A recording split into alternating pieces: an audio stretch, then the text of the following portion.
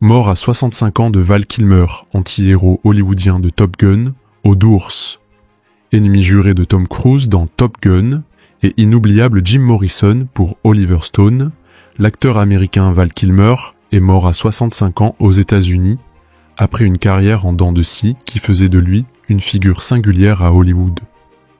Une fois que vous êtes une star, vous l'êtes pour toujours, mais à quel niveau de célébrité ? J'ai joué dans quelques films importants et magnifiques, et j'ai connu beaucoup de succès, mais je n'ai jamais consolidé ce statut. Déclaré en 2012 au Hollywood Reporter celui qui avait aussi revêtu la cape de Batman en 1995 dans Batman Forever.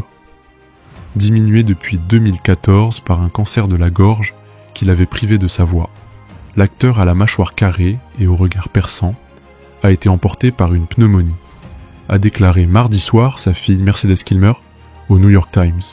Ce natif de Los Angeles avait débuté sa carrière dans un registre comique qu'il a vite délaissé, en campant un crooner contrarié dans Top Secret, 1984, parodie de film d'espionnage des réalisateurs de Y a-t-il un pilote dans l'avion ?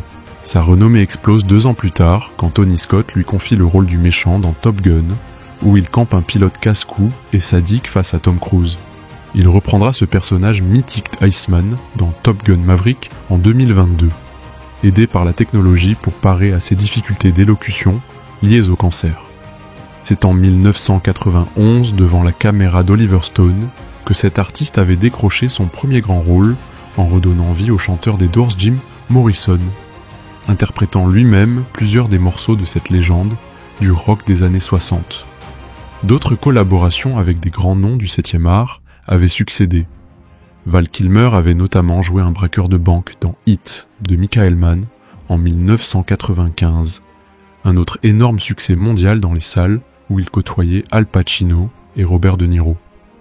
En travaillant avec Val sur Plus It Plus, je n'ai cessé d'admirer sa gamme, sa formidable variété dans sa capacité à posséder et exprimer son personnage, a réagi le réalisateur Michael Mann après l'annonce de son décès. Après avoir lutté tant d'années contre la maladie tout en gardant le moral, c'est une nouvelle extrêmement triste, a-t-il ajouté dans un communiqué. En 1996, dans L'île du docteur Moreau, Val Kilmer partage cette fois l'affiche avec le monstre sacré, Marlon Brando, mais l'échec commercial du film va marquer le début de son déclin et forger son image de diva ingérable. Des images du tournage, tirées du récent documentaire Val, montraient ainsi une dispute entre l'acteur et le réalisateur John Frankenheimer. À la même période, une couverture de la revue spécialisée Entertainment Weekly le présente comme l'homme qu'Hollywood adore haïr.